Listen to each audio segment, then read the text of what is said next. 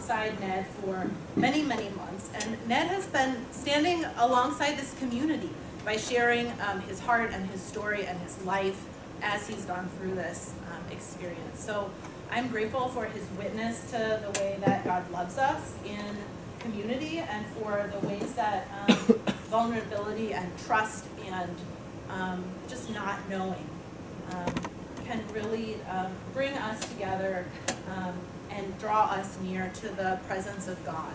So I'm really grateful, Ned, for your willingness to speak to us tonight, and I'm proud that this group of young people get a chance to be with you today. Thank you.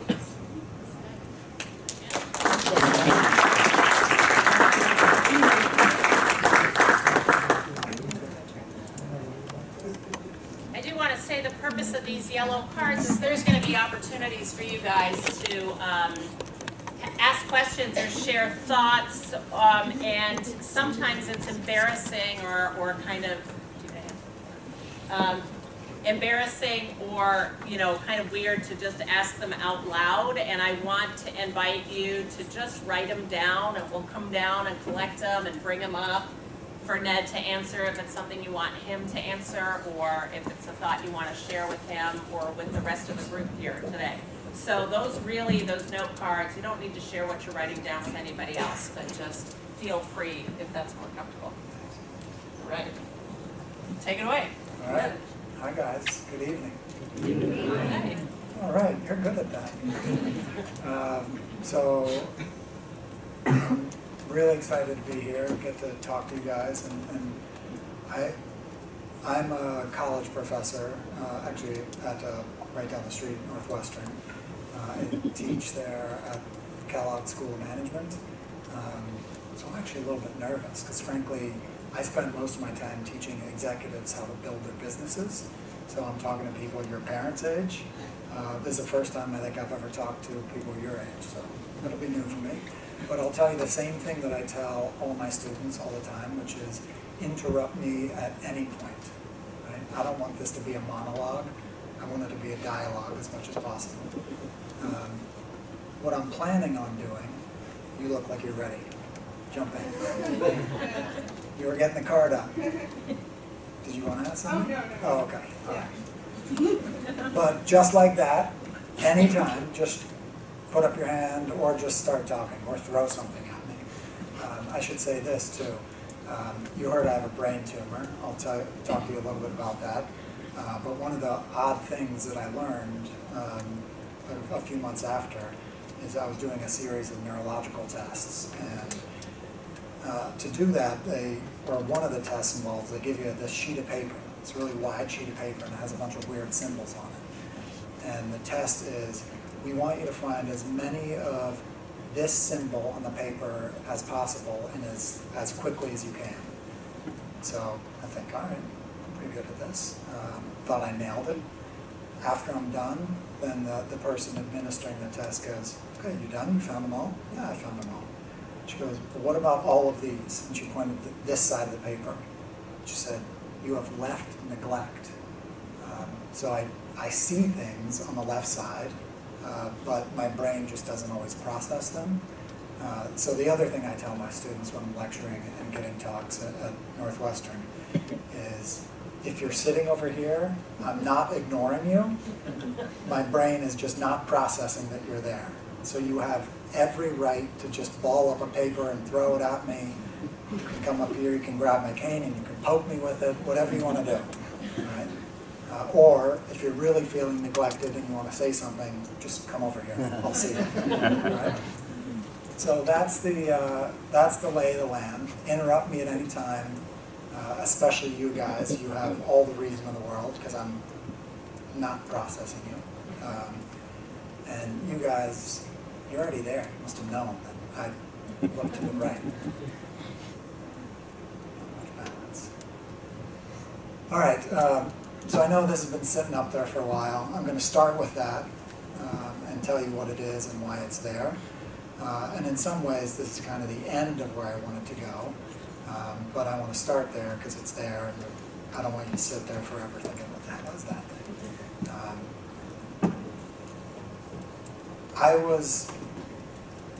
Katie was right. The first night I went to the hospital, Katie was there. But I'll give you a little bit of what happened before that point, which is for about a week, I started noticing that I was just feeling off. I was feeling dizzy. This was now about 14 months ago. I'll tell you a little bit more about myself too, so you know where I'm coming from. So Katie mentioned I'm married. My wife and I have 4 kids. My wife and I met when I was 15 years old, so probably like many of you guys. I fell totally head over heels in love with her. The first time I saw her, which was from across a pool, as things would go. From that point, I latched on and told myself, you're never going to do any better than this. And that was certainly true. Katie knows my life. Everybody here in this church knows that he's right. We have been together, obviously, for more than half of our lives. She's everything to me. We have 4 young kids together. So our oldest, which some of you, Eden, you know, our oldest is named Finnegan. He's 12. He's in 7th grade at North Shore. And then I have a 9-year-old. Keep getting that wrong. 9-year-old and 7-year-old. The 9-year-old is named Beckett. He is at Mackenzie Elementary School here in Wilmette. The 7-year-old is named Eliza. She's in 2nd grade over at Mackenzie. And then I have a baby. Well, nowadays not a baby. She's 4, and she's crazy. I love her to death, but she is, if any of you are the 4th child, she knows that she's neglected, and so she just does whatever she wants, whenever she wants, and she knows she can get whatever she wants just by screaming as much as possible. So how do we get to where we are? I'll give you just that very briefly. So my wife and I got married right after I graduated college, and we spent a few years living in Asia, and then when we came back, Chicago was our first stop. I worked for a year, then I went and did my PhD down at University of Chicago. My PhD is in economics and sociology. I had my first job at the University of Michigan, and we were in Ann Arbor for 3 years. And right about the time when my wife said, if we could ever move back to a city, that would be great. The University of Chicago and Northwestern called and said, are you interested? And I said, actually, as it turns out, my wife is very interested. And so we moved back, and we were here. I coached all my kids' sports. We built an amazing community, an amazing neighborhood, and I'll speak to that a little bit and the importance of that here in a moment. My background before that is I had been an athlete my entire life. I think I saw somebody with a lacrosse sweatshirt in here. I played lacrosse. I grew up in Columbus, Ohio. Played lacrosse at Upper Arlington, if you guys know that. Lacrosse guys in the back. After high school, I played 4 years at Yale. They're much better now than we were, because I know they won the national championship last year. That team would have killed my team, but we were decent. But I've been an athlete my whole life, and always coach my kids, and that might pop up too on this topic of pain. So you know a little bit about me. So now I'll just fast forward to one of the things that I'm going to be talking about, which is my diagnosis and what it's meant and where pain has arisen in this now 14-month-long journey. So it was December 19th that I went into the hospital, and it was in 2018. So it's now been almost 14 months. And 14 months, by the way, every time I say that, it's a little bit emotional for me. for a couple reasons. One is that 14 months is the projected lifespan of somebody diagnosed with the kind of cancer I was diagnosed with. And I was diagnosed at the same time that somebody from my high school was. He was 10 years younger than me, but very similar life. Obviously, we grew up in the same town. He was the captain of his lacrosse team when he was at high school. He went on to play in college. I was the captain of my team in high school. I went on to play in college. We were diagnosed. He was diagnosed a few months before. No, he was diagnosed about 6 months before me, and he died the day, 14 months to the day after his diagnosis. And so I am about 2 weeks away from the 14-month mark. And so that's something we can also talk about. I plan to, but if you have questions about that, because I've had a lot of difficulty coping with that recently. Katie might remember, throughout the summer, my kids and I would draw the number 14 on a piece of paper and then have bonfires in the backyard and throw them in. We would go to the beach and we would write the letter 14, the number 14 in the sand and just wait for the waves to come up, and if they didn't, we would just destroy 14 in the sand. So it's been a very poignant thing. So if 14 comes up and I start just bawling here, you know why. So it was December 19th. I had been feeling off. I went to my primary care doctor, who said immediately, it's an inner ear infection, what do you feel? And I said, well, I wake up in the morning and I feel kind of dizzy. And he dismissed it. Inner ear infection, can't do anything about it, come back in a week. And so I went home, and for about 3 days I noticed that I was walking to the left, just sort of a slight veer to the left. And then I noticed I started to bump into door frames on the left side. And then when I really started getting nervous, I called my primary care back and I said, now, something's not right. He goes, Ned, I told you it's an inner ear infection. Come back in a week if you're still feeling weird. So 2 days later, I was out with my wife and my daughter, the youngest daughter, and she was on my shoulders at the time. She was only 2.5. And I stumbled and I almost dropped her. And so my wife said, get in the car, we're going to the hospital. This isn't normal. And so I went into the hospital, and the only way I could describe it when I went into the hospital, and it was at Skokie Hospital over here in North Shore.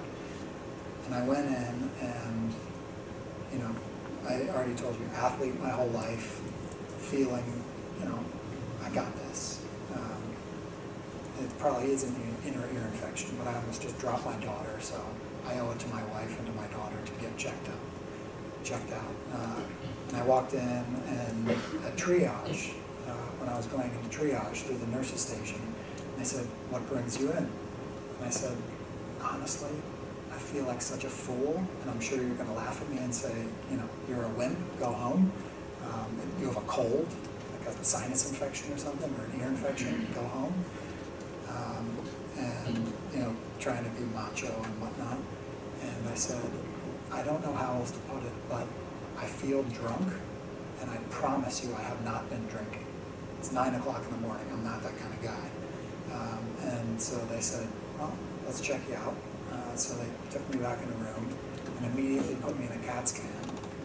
And within 15 minutes they came in and they said, I explained a little bit about what was happening, like walking in door frames and whatnot, and that it was always going to the left, and that I was just feeling off. And the nurse came back into the room and she said, we think we have solved the problem of why you're bumping into things on the left and why you're feeling drunk. And then they showed me a picture of the CAT scan, and I had no idea what it was. All I could see was that half of my brain was entirely black and the other half looked normal. And they said, the right side of your brain is entirely filled with blood. And we don't know why, but we need to get you somewhere else to get better imaging. And with that, my life pretty much turned upside down. So we got an ambulance, came down to Evanston Hospital where they had much more sophisticated imaging.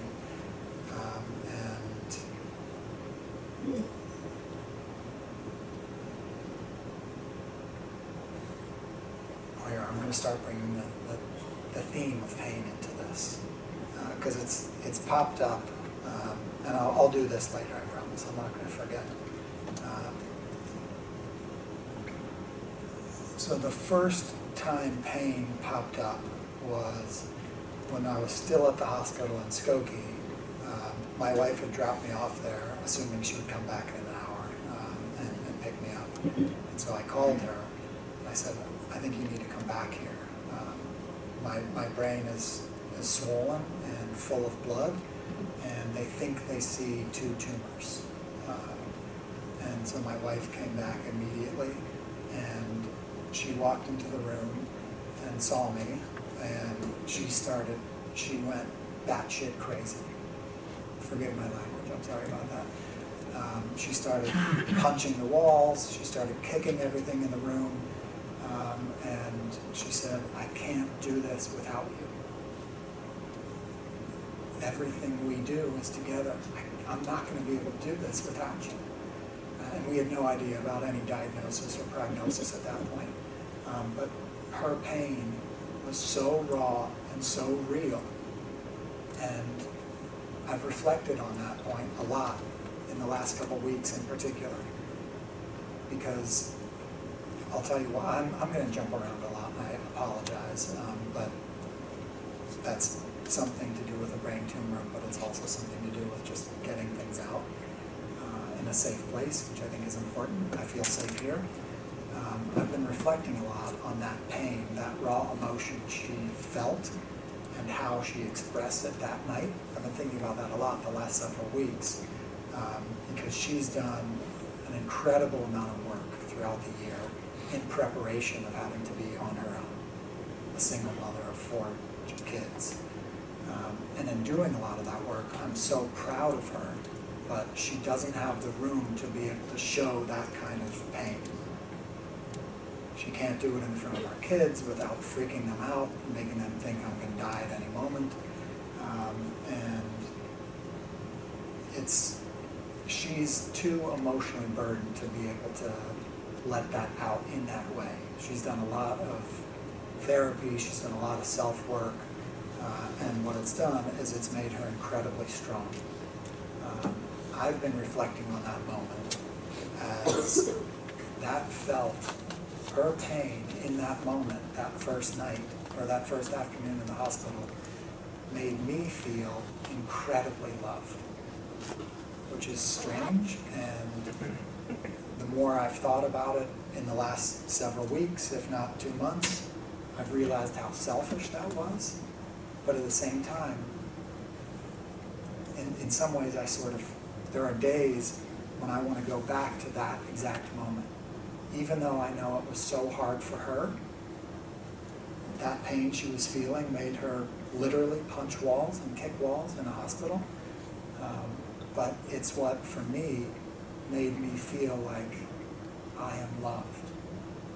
If I go tonight, if I die tonight, because that night I went into surgery, that's when Katie came right before I went into surgery, it gave me such an incredible feeling of peace. Her intense pain made me feel, if I go tonight, I feel loved right now. I feel fulfilled. I feel like I've lived a life that is worthwhile because I have this incredible woman who has that amount of love for me, that she feels this much pain, which is sick in many ways. And I'm still trying to process what that means. And trying to process that even just the thought of it still makes me feel at peace.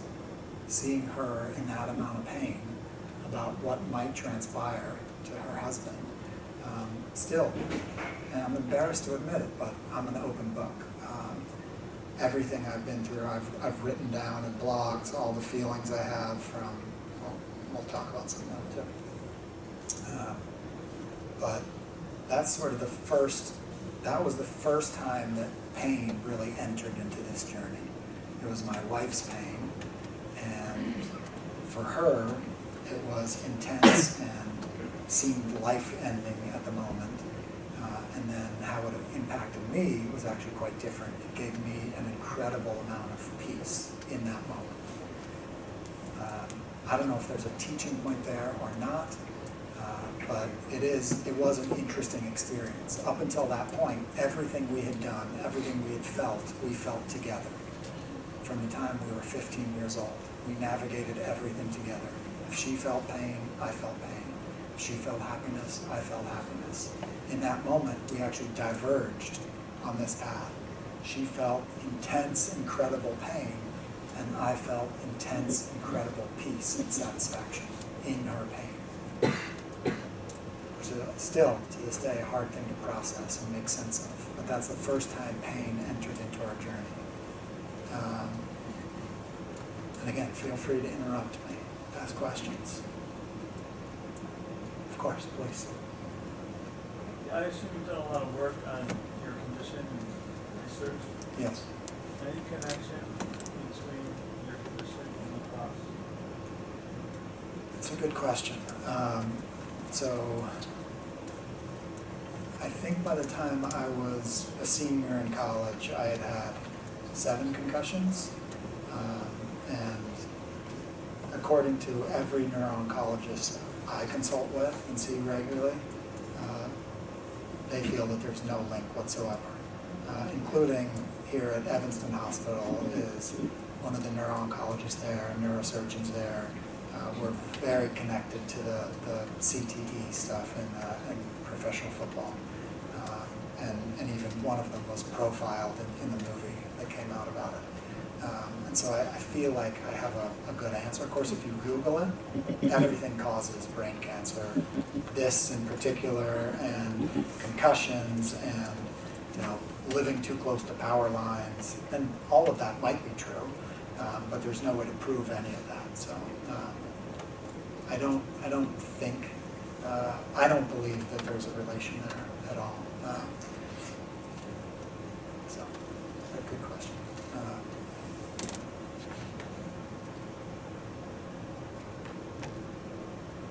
So the next time, I'm sorry, go ahead, absolutely. I'm just curious, this is obviously wasn't a positive diagnosis, and I'm curious at what point, or if you even hit it yet, did you kind of change from hope to kind of the reality of what's in front of you, and just accepting that? So I can't speak to that.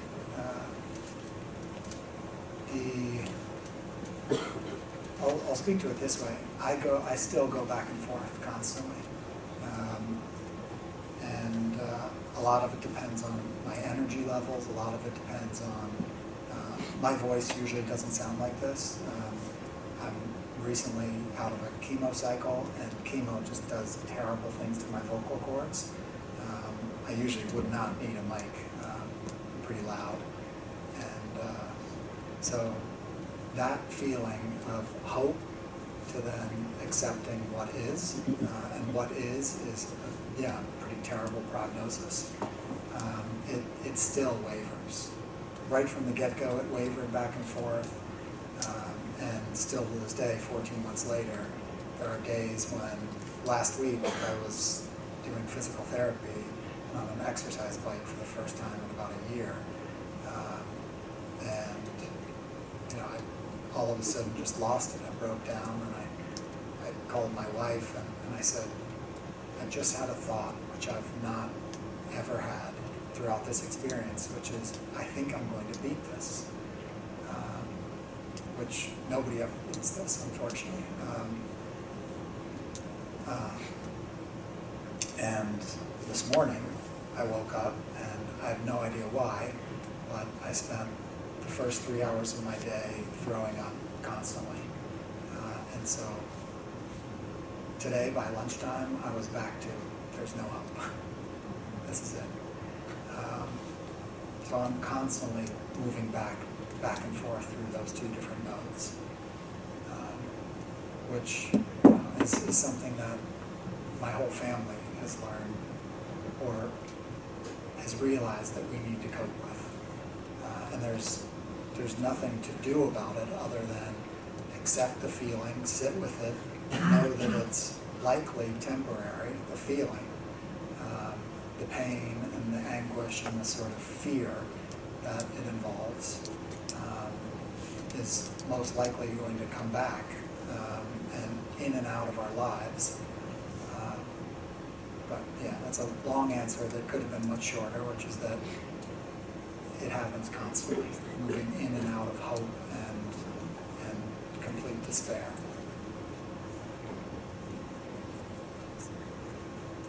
So the second time pain entered the equation is when I was in the MRI machine. So I did a CAT scan, which is pretty much like an X-ray, at Skokie Hospital, and then in Evanston Hospital I was laying in the MRI.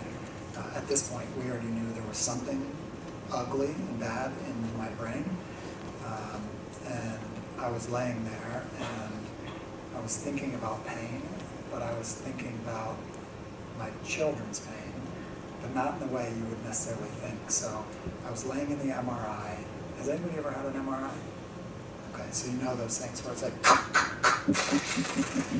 you can't really sleep through it, although these days I can sleep through it. It's like a nap for me. I've had so many of them. And so I was laying there and trying to sort of change my mindset, get out of, I'm scared of shit right now. I needed to get out of that. And so I was laying there thinking, and I do a lot of meditation as well. And I convinced myself, laying in that machine, that this is a gift. No matter what the outcome of, right now, this has been a gift. The gift is that it was supposed to be one of my kids, one of my 4 kids. They were supposed to be the ones to get sick. And all the parents in the room, you know that the greatest gift that we could ever be given as parents is if one of our children is sick, that we could take their place. And so I was feeling that and putting myself in that mindset. I convinced myself that I wasn't the one that was supposed to get sick, it was one of my kids, but God had done me the favor and given me the gift of trading places with them. And so that was the second time pain really entered into the equation. It was still the first night. We'll come right to you. But it was the idea of trading the pain and the suffering that it would entail for my child experiencing that. And that too brought me an incredible amount of peace. Well, I'll stop, please. Do you think your faith has gotten stronger? I think my faith has gotten much stronger. Much stronger. I didn't have much faith, frankly, before. And I owe so much of the beginning of my journey to Katie. Katie showed up that first night and sat with us and said a beautiful prayer. And then as soon as we were out of the hospital, this is the first place I wanted to be. And all of each of the services for several weeks in a row just spoke to us. And Katie probably could see it, and Bill certainly saw it. But every week, my family would be sitting in our same pew, and all of us would just start bawling, turning to one another and holding one another. Every week that happened. Well, that's the next on my list, because it's where did pain show up next? And Katie will remember this. One of the first questions that I had and was, how does it work in heaven if my wife Erin were to remarry after I die? Who would she be reunited with? And I was terrified of that. That thought was so painful to me. That not just that she would remarry, that actually I'm very comfortable with, and I want her to do that. But the idea of, and I was writing about this just the other day, so I'm going to rely on that a little bit. I mentioned that my wife and I started dating when we were 15. I'm known everywhere, in my hometown, at college, with all my college friends, here in Wilmette, even with my professional colleagues. I'm known really not as Ned, but as Ned and Aaron. And Aaron is known as Ned and Aaron, or Aaron and Ned, hopefully.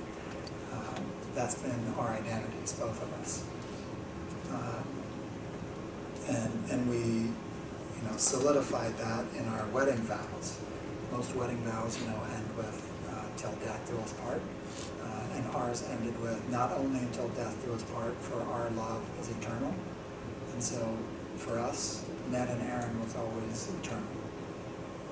And so it was one of the first things that I realized I had to cope with and understand. And Katie, you remember me coming to you and asking that. And then I went and sat with Bill. I have a colleague who is a pastor on the Southside Church. I sat with him in his office at Northwestern for many days, and we had conversations around this. And it was just that. When I die, I want Erin to remarry, because she's gorgeous and she's 39 years old and she has a lot of life left. And I don't want her to be a single mom. But if that's the case, how will that work? And then, I thought a lot about that eternal nature. So the first answer I got, which has really, I've been able to accept it as I've learned what faith means for me. The answer I got, and Katie, I apologize if this is not what you said, but it's what I remember you saying, and Bill saying, and Nicholas saying, and also a friend of mine from home who's also a pastor now, him saying, was, Ned, God has that figured out so that you don't have to worry about it. And that's exactly what I needed to hear. Yes, Erin can remarry. She can even have an eternal bond with a new husband or wife or whatever persuasion she goes at that point. She might change. I've been annoying for the last 15 years. And that'd be fine too. I just want her to be happy and fulfilled. But, that first one was, then what happens in heaven? Does she get reunited with me or reunited with a second spouse?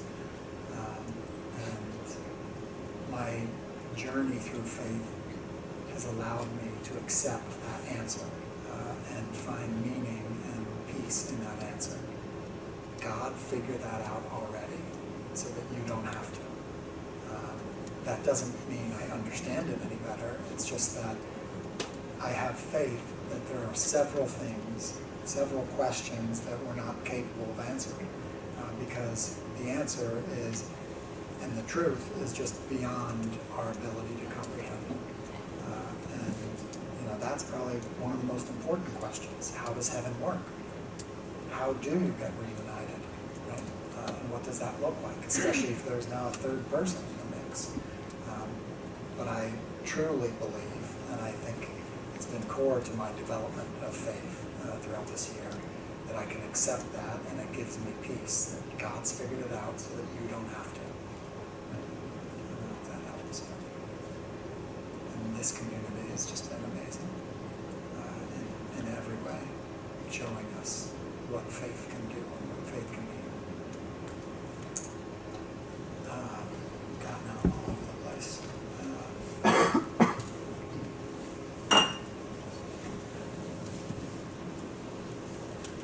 So probably the third way that the pain entered in this sort of early days was the physical pain of brain surgery and coming out of brain surgery and just the intensity of the headache, basically, that lasted for 3 days after surgery.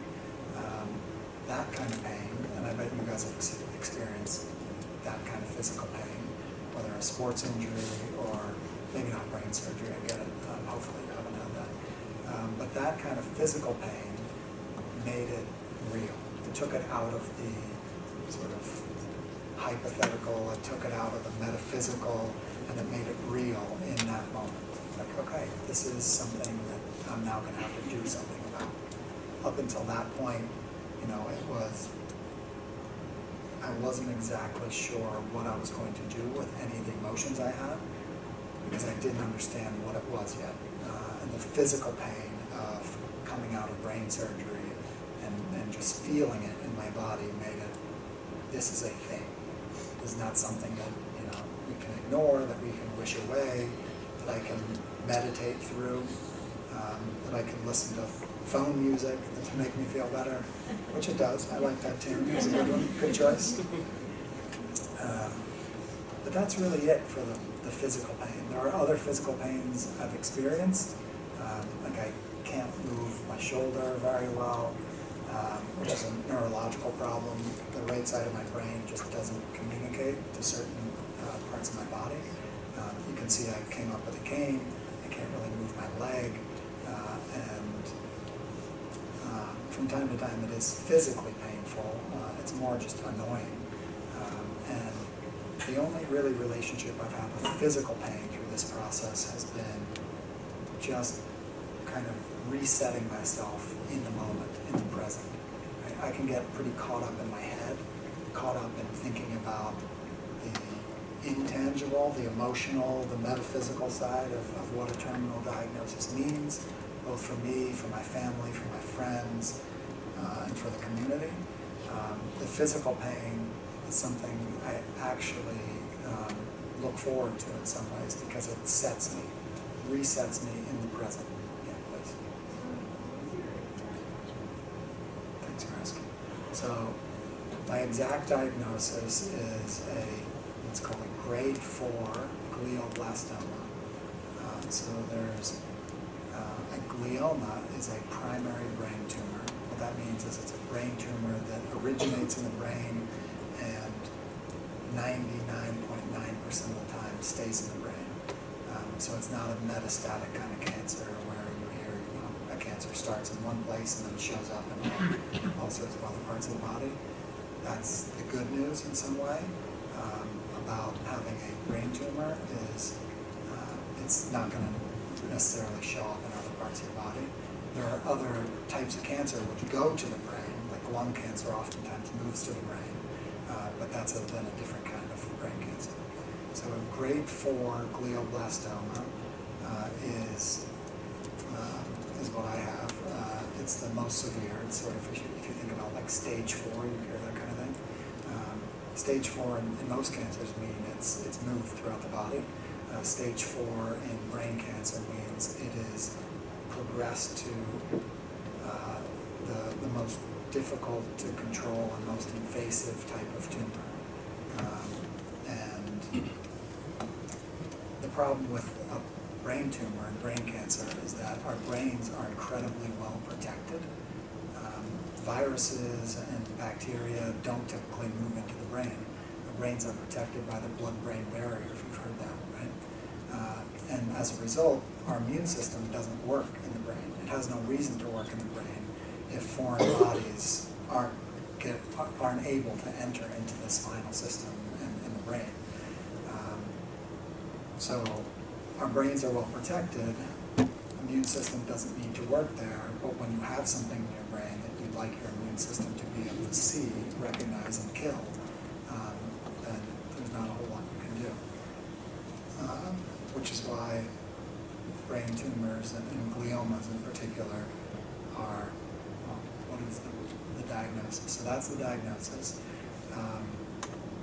Lower grade gliomas, what are called astrocytomas and ogliodendromas, which is just grade 2 and 3,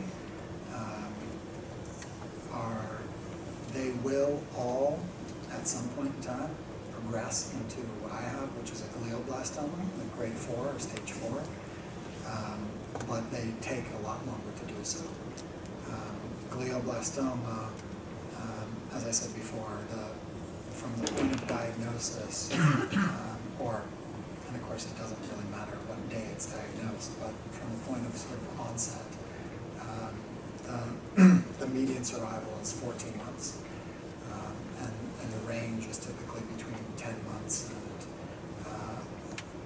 2 years is a long survival. 5 years is almost unheard of. And there's about 3 people in the world who have ever gone much more than about 10 years. And so those are important people. You know, you got to look out to them as beacons. I can do that. But yeah, that's my diagnosis. Mine at the point of diagnosis, so the standard treatment for a glioblastoma is resection, which is remove as much of the tumor as you can, and then radiation for 6 weeks. And it's targeted radiation on the specific tumors in the brain, and then chemotherapy for typically 6 months to a year, or however long it needs to be. When I first went into the hospital and did my brain surgery, I mentioned brain surgery, it was actually just a biopsy. So they went in, they took the tissue, they did the pathology on that tissue while I was still under, and they realized that it was, not only was it a glioblastoma, but I already had 5 tumors on the one side of my brain.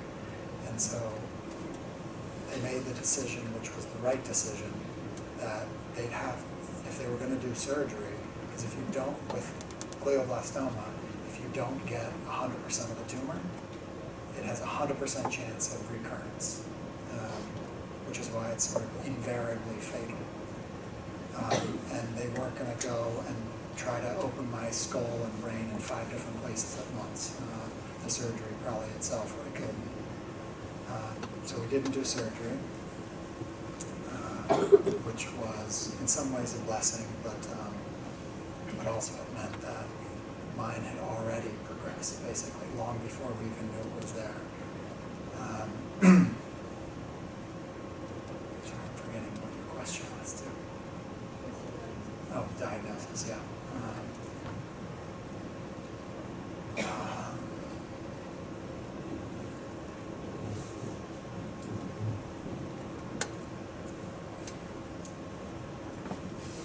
So if any other questions about like the early stuff, I'm happy to take them, and then I can kind of jump forward a little bit. Please. Excuse me. How did it feel like going from an athlete to then like having such less like physical function and also in your brain as well? How did that transition feel for you? It's been one of the hardest things I've dealt with on several different levels, but it's been slow. So largely because I didn't have that radical brain surgery, for the first 3 months after I got out of the hospital, I pretty quickly regained my strength. It was not affecting the left side of me. It took about 3 months for me to start noticing that I was not able to control my left ankle.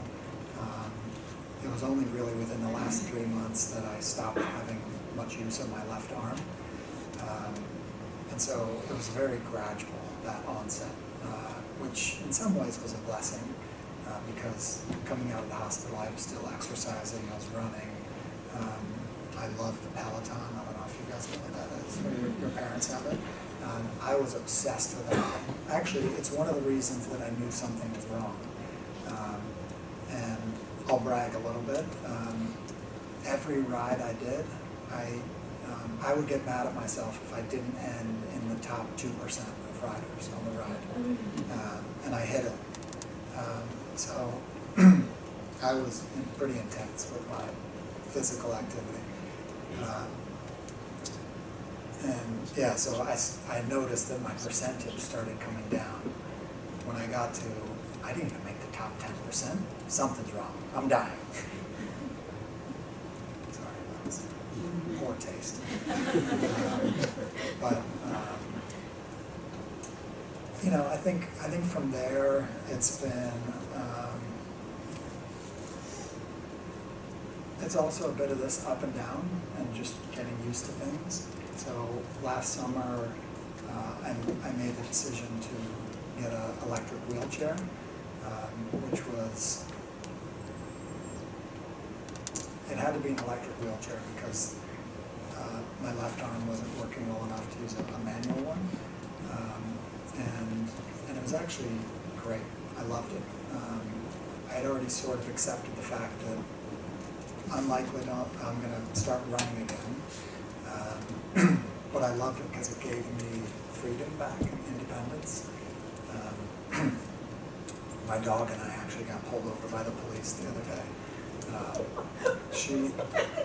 She runs alongside me in my chair, and every once in a while her leash gets caught in the wheel of the electric wheelchair, and so I have to unclip her.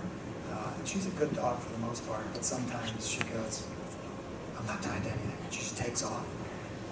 And the police came and rounded us up and gave me a ticket for having a dog off the leash in Wilmette.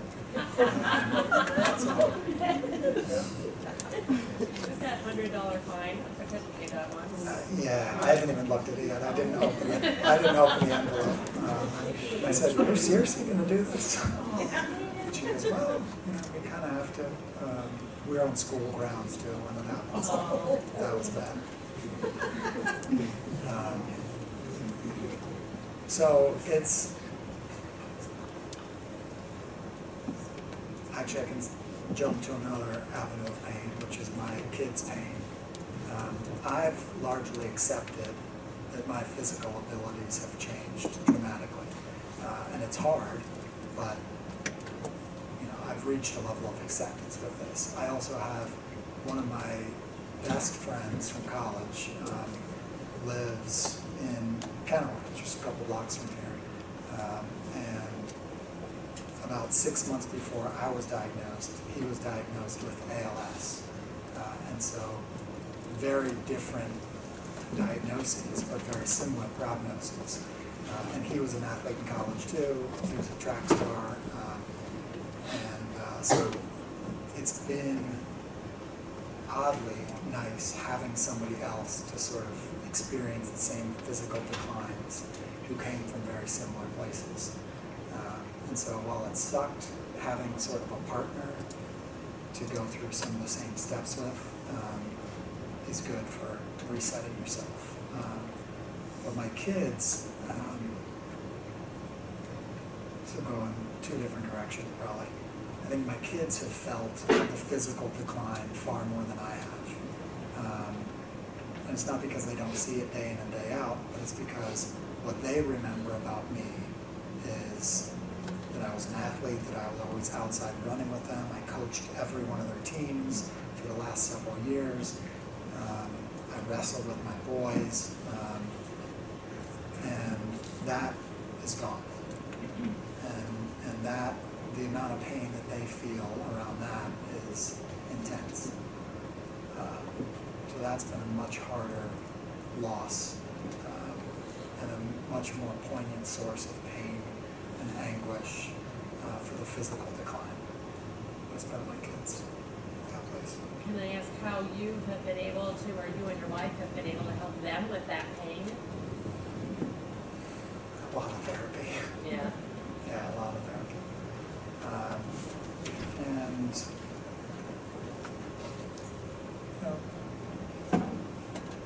to some extent,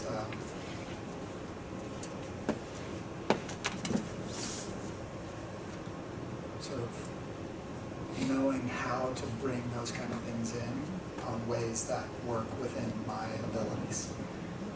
And hers. So she's gotten much more physical with the kids, with the boys in particular. She wrestles with them now, and to try to fulfill that need. I mean, young boys need to roughhouse. It's also an important part of how they feel loved, and so she's had to step in for some of that. And then in moments where I have a little bit of energy, it's very hard for me to get down onto the ground. But I've started to try to do a little bit more roughhouse and whatnot, and that's been tricky too, which is another sort of theme on how to manage the pain of a sort of progressively degenerating disease, which is that I'll have days where the boys in particular will say, Dad seems so normal today. And then hearing that is great and it makes me excited, but it also makes me realize they're going to have to now experience it again tomorrow when I'm not feeling that way. And so managing that process continuously is a challenge for all of us.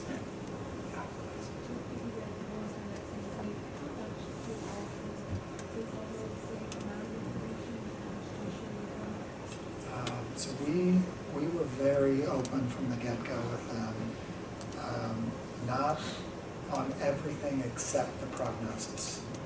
So we told them about the diagnosis. Dad has brain cancer. We had them come to all the initial doctor's appointments. They came for my first day of radiation. We brought them back, showed them the machine.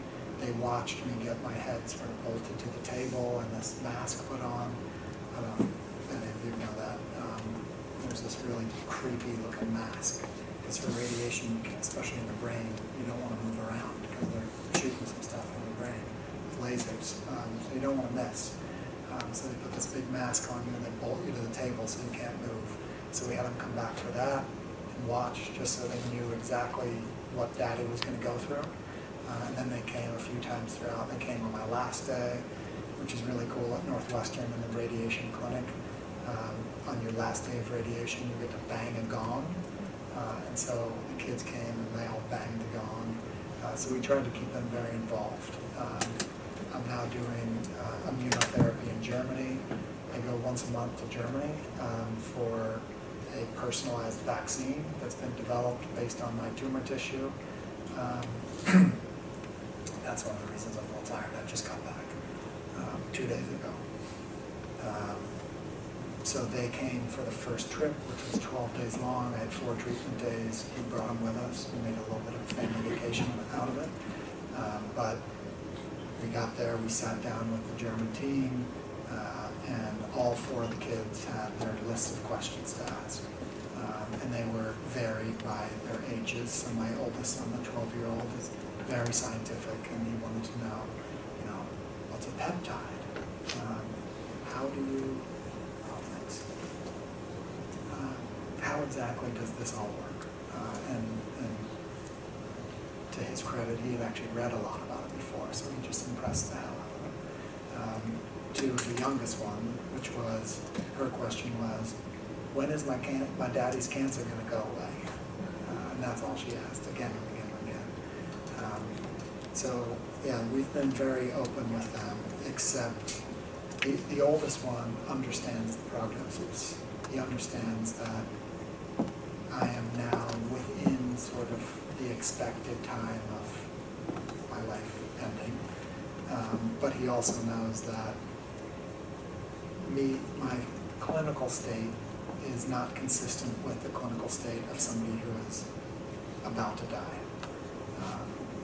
The way that we communicated to our children more often is, Dad's alive today. There's a 99.99% chance that he will be alive tomorrow. And when we get to tomorrow, there's a 99.98% chance that we'll be able to say the same thing. And as long as we can keep doing that, we don't have to think too much about this. We can live our life as normal. And my kids are actually pretty well prepared. Pretty well prepared for that. I think I mentioned I practiced meditation and mindfulness for several years, now about 8 years. And so one of the things in that, in teaching my children mindfulness and sort of the importance of the present moment, is I walked them to school every day and did before the diagnosis. And I always ask them the same question, which is today going to be the best day of your life? And at first, they would say, actually, I remember the first day I asked that, and my daughter said, why are you going to pick us up early and surprise us? We're going on a trip? Because we had done that a couple times. And then I sort of coached them. Now they're much better, and their response to me is, yes, today will be the best day of my life because it's the only day. It's the only day that matters, Dad. It's not tomorrow, it's not yesterday. Today is the only day. And so if it's the only day, it's going to be the best day of my life. And so they have been able to bring that along with them through this journey. If all we have is today, then it can't be any better or worse than it is. It's just what it is. And so what we do have in our control then is while we're here, while we're alive, while we're together, we can try to make it count. And I think they've accepted that to the point that they choose that instead of thinking about what if tomorrow Dad's not here. And they certainly do think about that, and they have their fair share of meltdowns about it. But for the most part, they've accepted this idea of we have to just focus on today. Today is perfect because it can't be anything else outside of, yeah. I don't know if that helped. No. Okay. I'll try to get back on track. Okay. Good, then I'm going to do this. Yep, absolutely. So this funky thing, I'm going to tell you in about 30 seconds what I do in my professional life. So you know I'm a professor, so I teach and lecture quite a bit, but a lot of my job is I do research. I'm a social scientist, and I study, one of the core topics of what I study is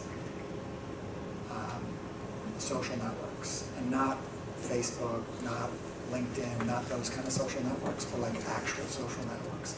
How do people talk to one another? How does information flow? So in businesses, since I teach typically executives, in businesses, the questions I ask are, how does information flow in your organization? And is it flowing in the most effective and efficient way? And if it isn't, how can we redesign the organization or incentivize it differently to get information to flow to the right place at the right time so that your employees can make the decisions that they're supposed to make? So I study a lot about information flow, who talks to whom. I also study that experimentally in my lab at Northwestern. What we do is we ask people to talk to us about their social network. And again, we mean their actual social network, like who they go to for advice, who they go to for emotional support. One of the things, very briefly, one of the things that has come out of my lab is that despite the fact that we all have extremely broad social networks with all sorts of resources and information in them, we respond to crises and we respond to pain and threat in very different ways. And so that's what we test. But the question we're after in my lab is on a cognitive level. When you experience one event and you experience the same event, what's the social network that comes to mind for you? So you can imagine sort of like a map, and which parts of that map light up under these conditions. And why is it that condition plus the way your brain processes information that led these pockets of your network to become sort of lit up, and yours was a very different set that got lit up?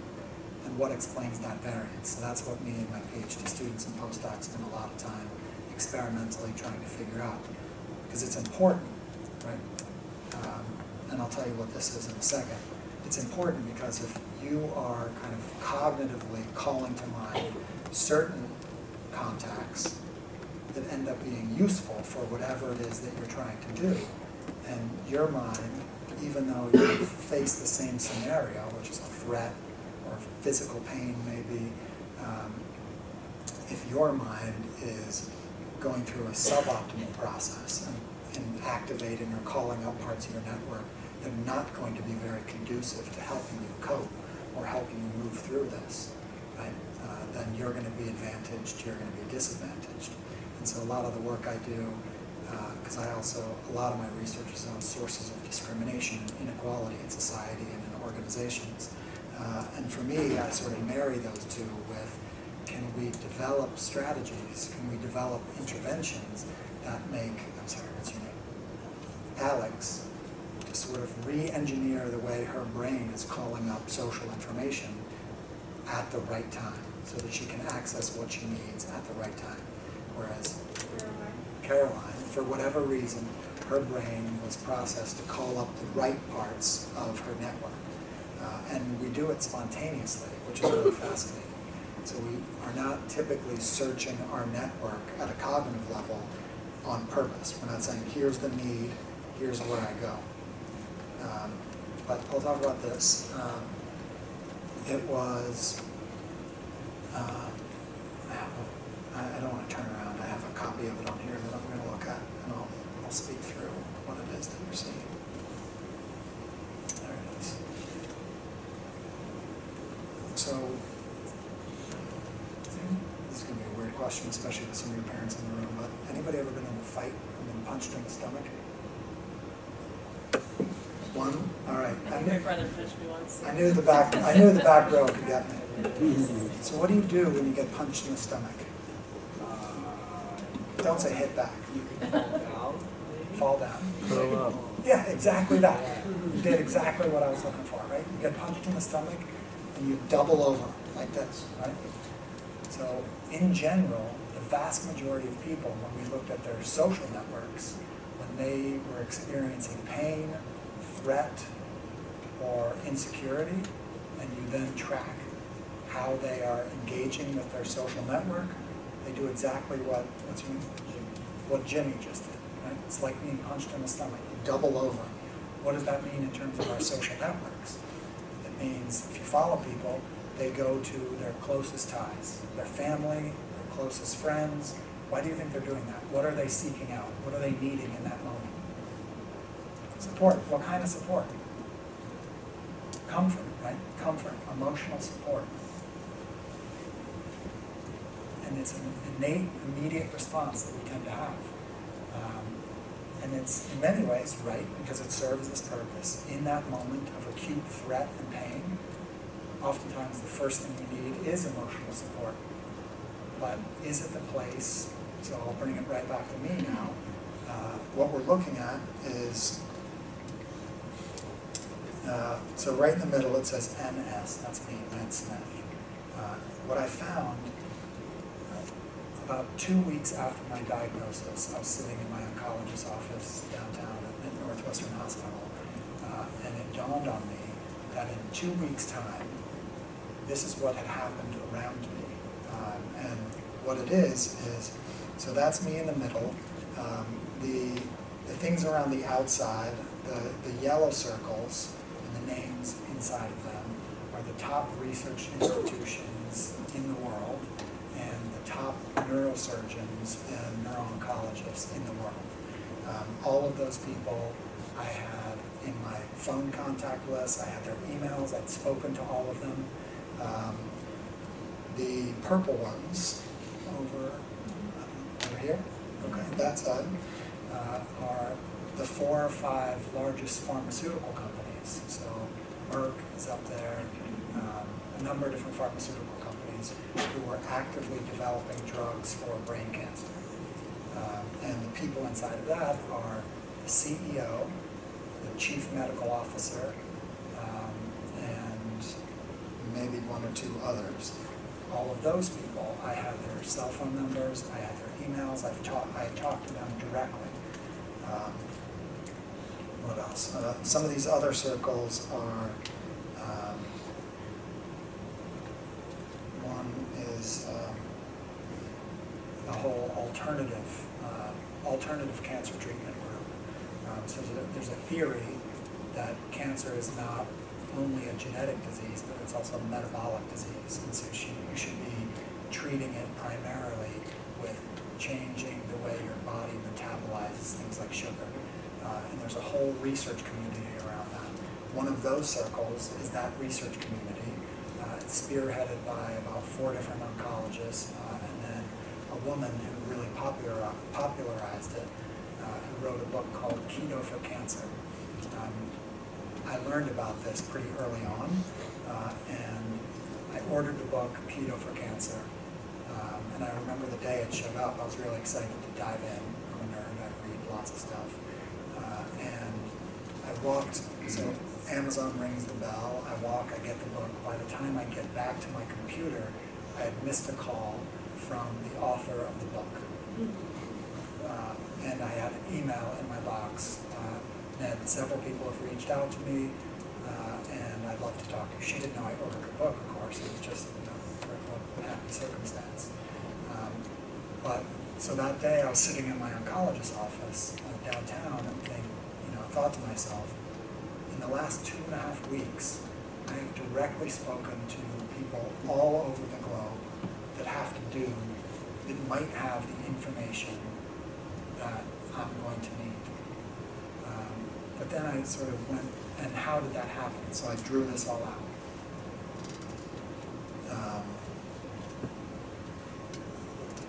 I can't see what I'm doing. I drew it all out. I'm not going to walk you through all the links. It's remarkable, and you've heard the phrase 6 degrees of separation, right?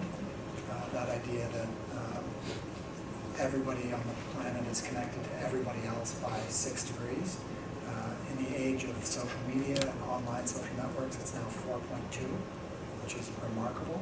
But what that means is that when you need something, when you need information, chances are it's out there, and chances are it's not that far away from you, right? All of these people that had all the information, the right kinds of advice that I needed, right? The right kinds of tools to be able to better diagnose this thing. They were all out there. But what's important is that that unfolded over time. And it only unfolded after I moved on from that first reaction to pain, which we all have, which is to what Jimmy did, right? When I got punched in the gut, I didn't say, how do I get to the best neuro-oncologist at all these different universities? How do I get in touch with the chief medical officer of Merck? That's not my first reaction, right? My first reaction was to buckle like a boxer, right? And with respect to my social network, that meant the first week I invested heavily in just my family, my closest friends, in Pastor Katie, and I went small. And it gave me emotional support, right? Which is what I needed. But at the end of that week, I started kicking myself, saying, I'm doing exactly the opposite of what my research has shown me needs to happen. Because it's not in that local community, right? The local community is how we respond to pain, but the local community is going to restrict the amount of information we can have. It's not going to get me directly to the 3 steps away that happens to be the oncologist or happens to be the pharmaceutical CEO that I need to gain access to.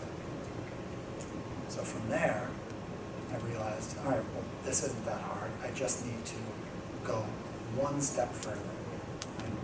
And with how interconnected the world is, the only reason that can be what it was, the only reason that kind of structure got mobilized on my behalf is because after I had done the immediate emotional work that came with the first reaction to pain, then it became, I gotta get out of that. Right? I can't stay fixated on just that emotional response. I need to now get working on how the hell am I gonna deal with this?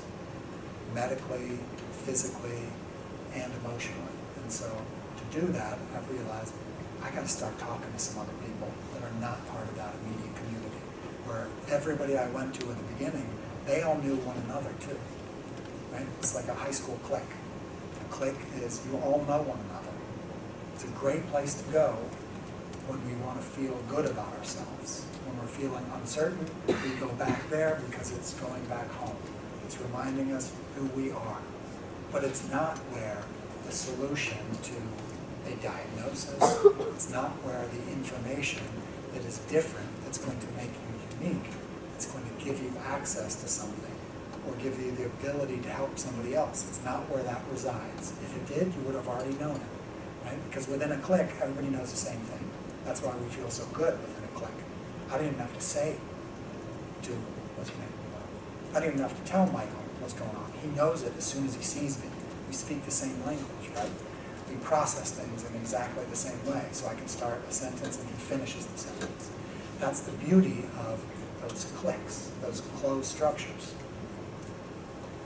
Of course, the downside of them is that the real information that we often need that goes beyond just the emotional need, Michael is not going to know the neuro-oncologist I need to get to. Right? But he might know somebody who knows somebody who knows somebody. Right? So I need to just skip one step outside of that group. I need to open myself up a little bit more. And so Katie mentioned that I've been very open in my journey. So is my wife. We write. And from that, and it's showing your own vulnerability. Right? It's somewhat easier to show your vulnerability to people you're very close to. Right? And they're there. We've chosen them to be in that click, in that inner sanctum, because we're comfortable sharing and showing that vulnerability to them. And hopefully they're comfortable receiving it and sitting with you in it and helping you get through it. But really, we need to be thinking about, can I be vulnerable now at the next step? Can I be vulnerable to somebody that I've never even talked to before? Because we have no idea who those people might be connected to. Right? I had no idea. It took 2 weeks for that network to be mobilized on my behalf. If I were to redo this now, it would be way bigger. Because in being vulnerable, I made the decision in that moment, right? I gotta take the next step. I've gone like this, and now I need to open myself up a little bit. But if I'm gonna do it in hopes of maybe getting access to the type of support me and my family are going to need, medically, emotionally, spiritually, it's going to have to come through being vulnerable in places where I've not been vulnerable before, right? In front of people that I don't know. So that's, I guess, sort of one of the core things I wanted to share is know that our innate reaction to pain, our innate reaction to threat, and there's actually a psychological process behind this. It's called the threat rigidity response.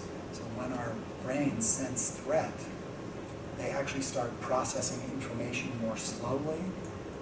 When they process information more slowly, they pull on deeply ingrained knowledge, sort of like basic caveman type knowledge, right? So all of a sudden we have a very strong flight response or fear response.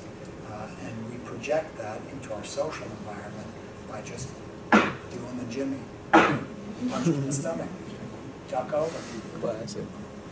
And that's fine, right? It's fine because it serves an immediate emotional purpose. But what we can then do is remember we gotta take the next step. If we really want to find access to the right information, the right resources, the right, what we call in my field, social capital, and all of the value that is in our surrounding social worlds. If we want to get to that and generate value from that, right, and receive value from that, it's about making ourselves vulnerable in the face of our own struggles, our own threats, our own pain. And then letting that structure around you mobilize on it and being open. And a lot of the stuff that comes in is going to feel weird. I've had people call me and tell me what I should really be doing is I had a, how much time do I have? Not much. No, we're done already. Oh, we're done, okay.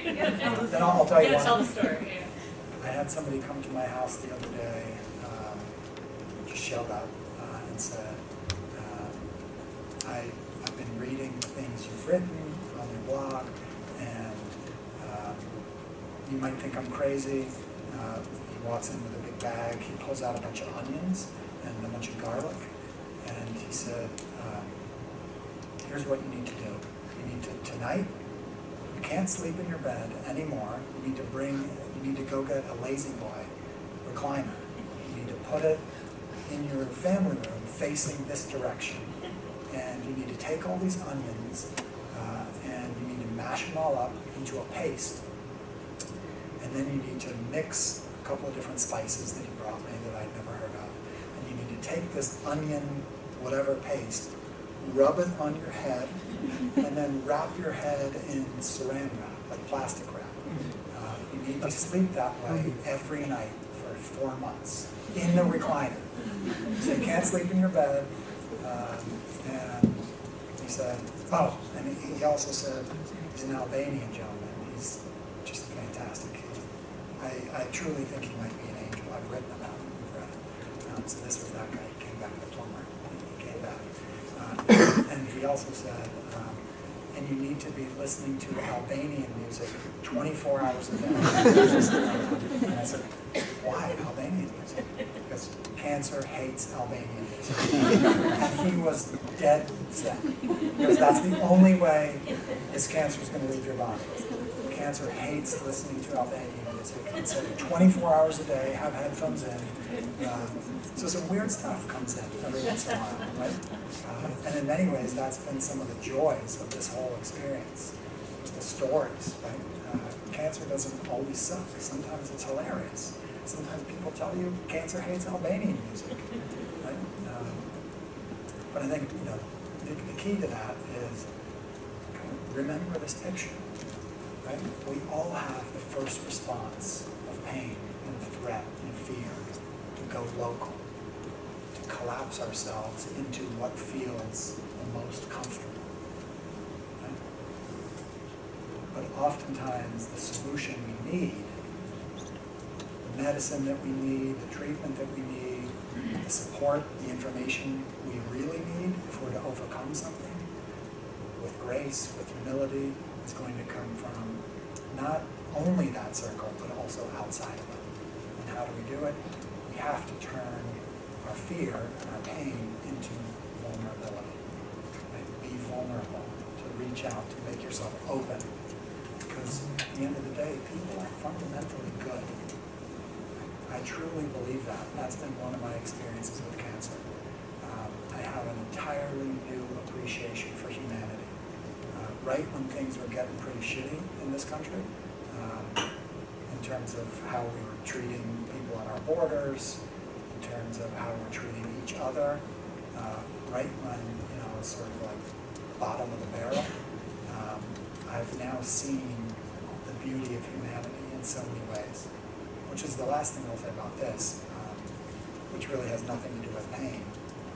But I'm talking to a group of people who, you're growing up in a very privileged world, in a very privileged society, privileged towns, and so even if you're not that person in the middle, you're not that NS right now, at some point you might be, at some point maybe you have been before. But even if you're not that NS, the one in the middle, know that these processes are unfolding around you all the time, right? Which means also be open. When people are coming to you for something, try to spend a little bit of time understanding, where is this coming from? Is this from you? Is this from a friend of yours? Is this from a friend of a friend of a friend? And what can you do? How can you pay into that system, which unlocks such incredible value, right? Value can be whatever it needs to be.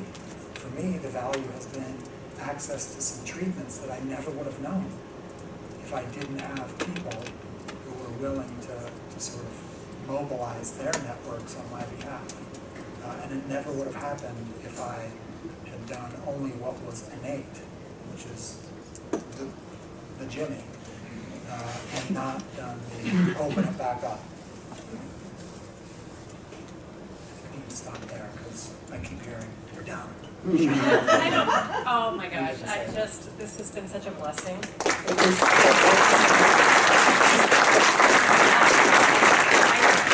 wish we had time for answers and questions, and we should have kind of like wrapped up earlier, but if you do feel like writing something down or some question, I'm sure we can pass it along to Ned, after this evening. And I think he's been very open with us here. I'm not going to answer it for you, but I assume you'd be delighted to answer people's questions anytime. So one of the things that Jesus tells us is to bear each other's burdens, right? And this is not just look for somebody else's burden to lift, which is something that we want all to do, but also to allow others to carry your burden. And that is exactly what Ned was saying at the end. It's not just this in closing down, but being vulnerable, allowing others to carry that burden, and you'll be surprised at how God works miracles and shows light that you never knew existed when it happens. So with that, I think we'll say good evening, and thank you all for being here, and give me